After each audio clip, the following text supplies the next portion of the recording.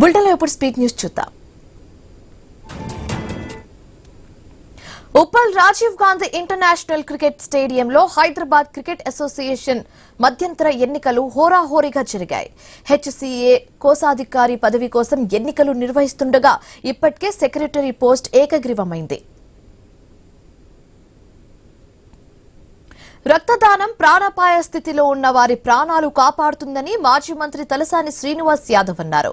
సనత్ నగర్ లోని వినాయక గ్రౌండ్ లో team care and share foundation ఆధ్వర్యంలో ఏర్పాటు చేసిన రక్తదాన శిబిరాన్ని తలసాని ప్రారంభించారు. భద్రాద్రి రామయ్య సన్నిధికి భక్తులు పోటెత్తారు. వివిధ ప్రాంతాల నుంచి వచ్చిన భక్తులతో ఆలయం ప్రాంగణమంతా కిటకిటలాడుతోంది. 2 రోజులు సెలవు దినాలు కావడంతో ఆలయానికి భక్తుల రద్దీ పెరిగింది. నాగర్ కర్నూలు జిల్లా నల్లమల్లలో మంచు వర్షం జోరుగా కురుస్తోంది. తెల్లవారుజాము నుంచే నల్లమల్లను మంచు కంపేస్తుంది. శ్రీశైలం దర్శనానికి వెళ్లే భక్తులు అప్రమత్తంగా ఉండాలని అధికారులు హెచ్చరిస్తున్నారు.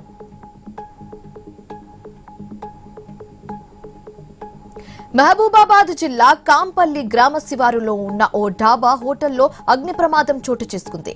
ఈ అగ్ని ప్రమాదంలో సుమారు 5 లక్షల వరకు ఆస్తి నష్టం వాటిల్లిందని బాధితులు ఆవేదన వ్యక్తం చేశారు. పశ్చిమ గోదావరి జిల్లా నరసాపురంలో జనసేన ఆవిర్భావ దినోత్సవాన్ని ఘనంగా నిర్వహించారు. పార్టీ కార్యాలయంలో ప్రభుత్వ విప్ బొమ్మిడి నాయకర్ పార్టీ జెండాను ఆవిష్కరించి పార్టీ కోసం కష్టపడి పనిచేసే ప్రతి కార్యకర్తకు గుర్తింపు ఉంటుందని చెప్పారు.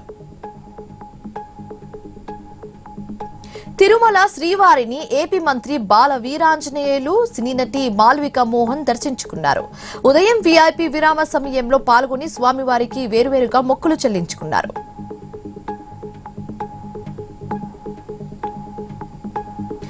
అనంతపురం గుత్తిలో జిల్లా పర్యాటక శాఖ ఆధ్వర్యంలో గుత్తికోట ఉత్సవాలు ఘనంగా ప్రారంభమయ్యాయి.